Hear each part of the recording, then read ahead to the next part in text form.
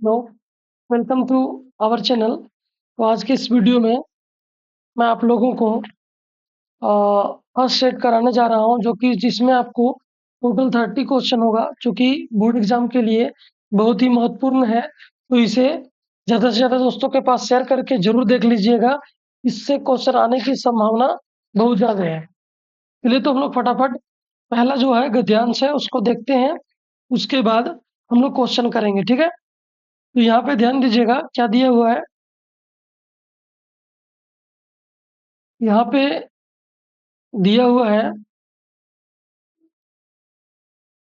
स्वास्थ्य हमारे जीवन का सबसे महत्वपूर्ण पहलू है। स्वस्थ शरीर में ही स्वस्थ मस्तिष्क का निवास होता है। यदि हम स्वस्थ रहना चाहते हैं तो हमें खान पान, दिनचर्या और मानसिक स्वास्थ्य का ध्यान रखना चाहिए।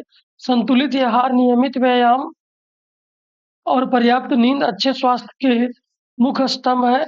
इसके अतिरिक्त तनाव से बचना और सकारात्मक सोच रखना भी स्वास्थ्य बनाए रखने में सहायक होता है। स्वास्थ्य का सीधा संबंध हमारे दैनिक कार्यों और उत्पादकता से होता है। जो व्यक्ति स्वस्थ होता है वह न केवल शारीरिक रूप से बल्कि मानसिक रूप से भी अधिक सक्षम होता है। आज की भागदौड़ भरी जिंदगी में कई लोग अपने स्वास्थ्य को नजरअंदाज कर देते हैं, जिससे दीर्घकालिक बीमारियों का खतरा बढ़ जाता है।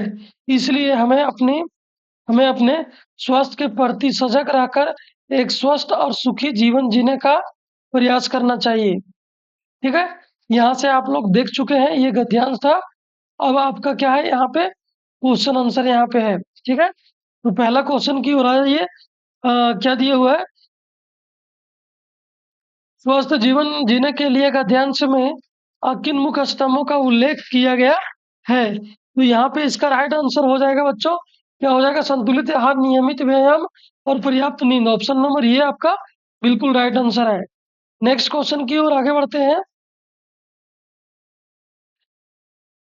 देखिए, स्वास्थ्य का सीधा संबंध किससे है। तो स्वास्थ्य का सीधा संबंध क्या है, किससे था, दैनिक कार्यों और उत्पादकता से था, यानी कि ऑप्शन नंबर बी आपका बिल्कुल सही उत्तर है। नेक्स्ट क्वेश्चन यहाँ पे ध्यान दीजिएगा, तनाव से बचने के लिए गद्यांश में क्या उपाय सुझाया गया है। तो तनाव से बचने के लिए जो सबसे अच्छा उपाय बताया गया है वो क्या है आपका, सकारात्मक सोच रखना। भाग दौड़ भरी जिंदगी में स्वास्थ्य को नजरअंदाज करने का क्या परिणाम हो सकता है। तो यहाँ पे राइट आंसर जो हो जाएगा बच्चों, यहाँ पे आपका ऑप्शन नंबर बी हो जाएगा, दीर्घकालिक बीमारियों का खतरा, ठीक है। चलिए नेक्स्ट क्वेश्चन की ओर फटाफट आगे बढ़ते हैं। देखिए यहाँ पे दिया है काव्यांश, नारी है शक्ति, नारी है ज्ञान, नारी के बिना अधूरी है सृष्टि महान, वह स्नेह का सागर, करुणा की धार, नारी है सिर, नारी है,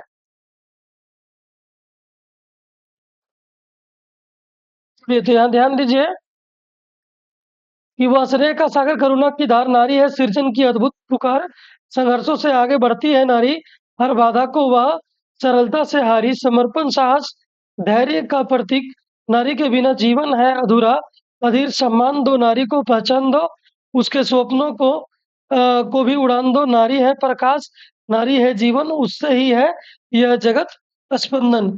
चलिए इस पद्यांश को हम पढ़ लिए हैं। अब इससे हम लोग क्या करेंगे, इसके क्वेश्चन आंसर को देखेंगे। पद्यांश के अनुसार पद्यांश के अनुसार नारी के बिना क्या अधूरा है। तो नारी के बिना क्या अधूरा है, सृष्टि। नारी को किसका प्रतीक बताया गया है। तो यहाँ पे नारी को समर्पण, साहस और धैर्य का प्रतीक बताया गया है। नेक्स्ट है, पद्यांश में नारी को उन गुणों से संबोधित किया गया है। तो यहाँ पे जो इसका राइट आंसर हो जाएगा वो क्या हो जाएगा आपका, स्नेह, करुणा और सृजन, यानी कि ऑप्शन नंबर बी आपका राइट आंसर हो जाएगा। नेक्स्ट क्वेश्चन की ओर आगे बढ़ते हैं। अगला क्वेश्चन है, नारी के स्वप्नों के लिए क्या आग्रह किया गया है, ठीक है। तो यहाँ पे इसका राइट आंसर क्या हो जाएगा, इसका राइट आंसर हो जाएगा उन्हें उड़ान देने का बात किया गया है। ऑप्शन नंबर बी आपका बिल्कुल परम सत्य आंसर हो जाएगा। नेक्स्ट क्या है, सकर्मक क्रिया का उदाहरण। तो सकर्मक क्रिया में क्या होता है बच्चों, जिसमें कर्म प्रेजेंट रहता है। तो यहाँ पे देखिए, मैं खाना खा रहा हूँ, तो मैं क्या है? हाँ, यहाँ देखिए, खाना खाने का काम, ये देखिए क्या है? मैं खाना खा रहा हूँ, खा रहा हूँ, क्या खा रहा हूँ? खाना। तो यहाँ पे ऑप्शन नंबर बी आपका बिल्कुल राइट आंसर हो जाएगा। चलिए नेक्स्ट क्वेश्चन की ओर फटाफट आगे बढ़िए। अगला क्या है? सकर्मक क्रिया और अकर्मक क्रिया में मुख्य अंतर क्या है? तो यहाँ पे ध्यान दीजिएगा, सकर्मक और अकर्मक में क्या, यहाँ पे कर्म की आवश्यकता में सिर्फ रहता है। सकर्मक में कर्म का यानी प्रेजेंट रहता है, और अकर्मक में कर्म का अभाव रहता है। तो ऑप्शन नंबर आपका सी बिल्कुल राइट आंसर हो जाएगा।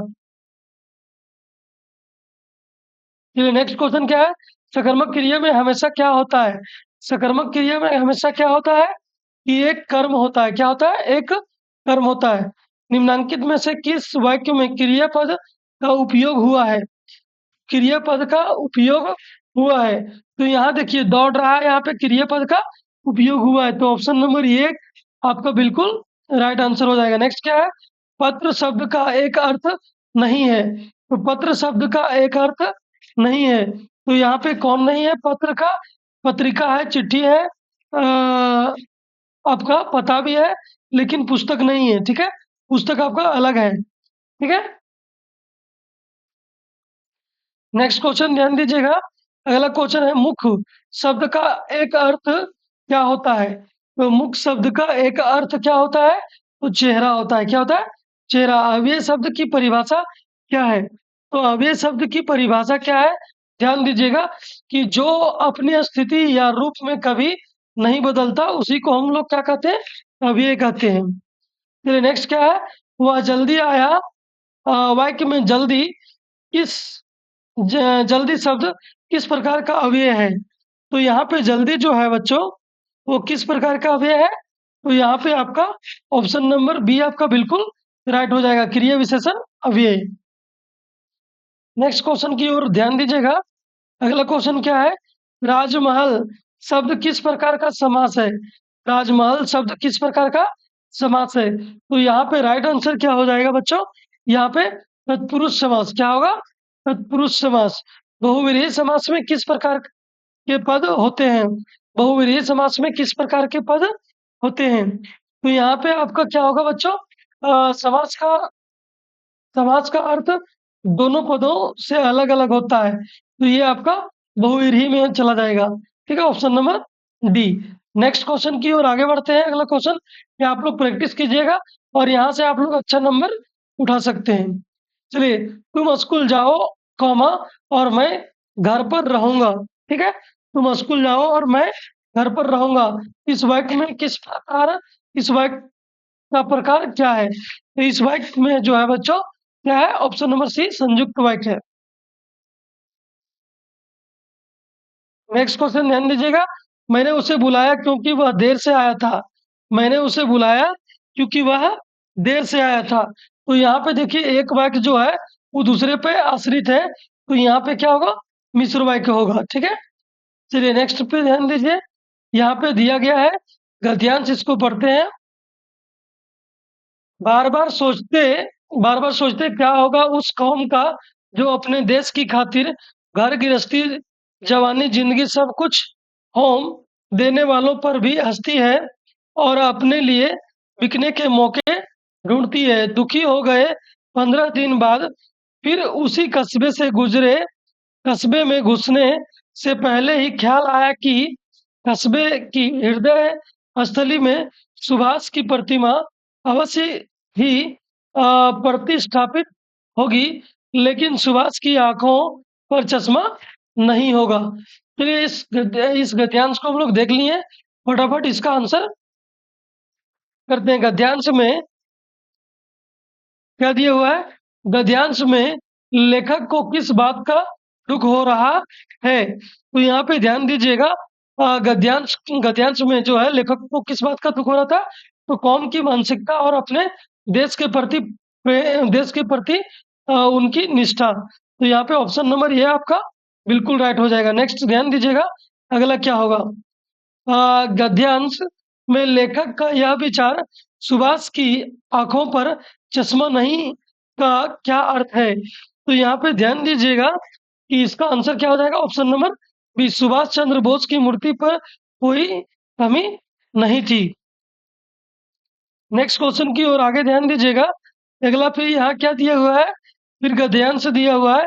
बेटे के क्रियाक्रम में तूल नहीं किया, मतलब देर नहीं किया, पोतोह से ही आग दिलाई उसकी, किंतु ज्यों ही श्राद्ध की अवधि पूरी हो गई, पोतोह के भाई को बुलाकर उसके साथ कर दिया, यह आदेश देते हुए कि इसकी दूसरी शादी कर देना। इधर पोतोह रो रो कर कहती, मैं चली जाऊंगी तो बुढ़ापे में कौन आपके लिए भोजन बनाएगा, बीमार पड़े तो कौन एक चुल्लू पानी भी देगा। मैं पैर पड़ती हूँ, मुझे अपने चरणों से अलग नहीं कीजिए। लेकिन भगत का निर्णय अटल था, तू जा, नहीं तो मैं ही इस घर को छोड़कर चल दूंगा। यह थी उनकी आखिरी दलील, और इस दलील के आगे बेचारी की क्या चलती। तो चलिए फटाफट हम लोग इसको देख लेते हैं। भगत का निर्णय क्या था? तो भगत का निर्णय क्या था, आप लोग फटाफट बता सकते हैं कि क्या था? कि पतोहू की दूसरी शादी कराने का निर्णय था। क्या था? पतोहू को भेजकर उसकी दूसरी शादी कराने का निर्णय था। ठीक है, चलिए पतोहू ने क्या कहा जब भगत ने उसे घर छोड़ने के लिए कहा? तो पतोहू ने क्या कहा, ध्यान दीजिएगा, कि मैं आपके लिए बुढ़ापे में भोजन बनाऊंगी। वो क्या कह रही थी, मैं आपके लिए बुढ़ापे में भोजन बनाऊंगी, मुझे अपने घर से दूर मत कीजिए। चलिए नेक्स्ट क्वेश्चन क्या है, यहाँ पे पद्यांश दिया हुआ है। क्या दिया हुआ है? भुज बल भूमि भूप गुनी किन्ही, विपुल बार मही महिदेवन्ह दिन्ही, सहस सहस बाहु भुज छेद निहारा, परसु बिलोक महिप कुमारा, मातु पिति ही जानी सोच बस करसी, महिष किशोर गर्भन के अर्भक दलन, परसु मोर अति घोर। तो देखिए यहाँ पे परशुराम का जो बात है एकदम कड़वी, एकदम तीखा तीखा बात, वो किस प्रकार क्या क्या है इसका क्वेश्चन देखिए। गर्भन के अभरक दलन में अभरक का क्या अर्थ होता है? तो इसमें जो है अभरक का अर्थ क्या होता है बच्चों? इसका अर्थ होता है बच्चा। ऑप्शन नंबर सी आपका बिल्कुल राइट उत्तर हो जाएगा। नेक्स्ट क्या है, महिप कुमार किसे कहा गया? महिप कुमार किसे कहा गया है? तो यहाँ पे ध्यान दीजिएगा, महिप कुमार किसे कहा गया है? तो लक्ष्मण को कहा गया है। बिलुक बार महिदेव महिदे वन दिन्ही में महिदेव किसका संदर्भ है? तो यहाँ पे ध्यान दीजिएगा, इसका जो महिदेव है यहाँ पे किसको बोला गया है? महादेव अर्थात शिव को बोला गया है। ऑप्शन नंबर ये आपका बिल्कुल राइट आंसर होगा। नेक्स्ट ध्यान दीजिएगा, अगला क्वेश्चन क्या है, परसु बिलोक महिप कुमारा में परसु किसके लिए प्रयुक्त हुआ है? तो परसु किसके लिए प्रयुक्त हुआ है? तो परसु एक युद्ध अस्त्र के लिए प्रयुक्त हुआ गया है, जिसको हम लोग क्या बोलते हैं, फरसा। ठीक है, चलिए गंतोक का अर्थ क्या है? तो गंतोक का अर्थ क्या है बच्चों? तो गंतोक क्या था, एक पहाड़ था। क्या था? एक पहाड़ था। नेक्स्ट क्या है, जितेन नार्गे की जीप में किसकी तस्वीर लगी हुई थी? तो जितेन नार्गे की जीप में किसकी तस्वीर लगी हुई थी? तो दलाई लामा की तस्वीर लगी हुई थी।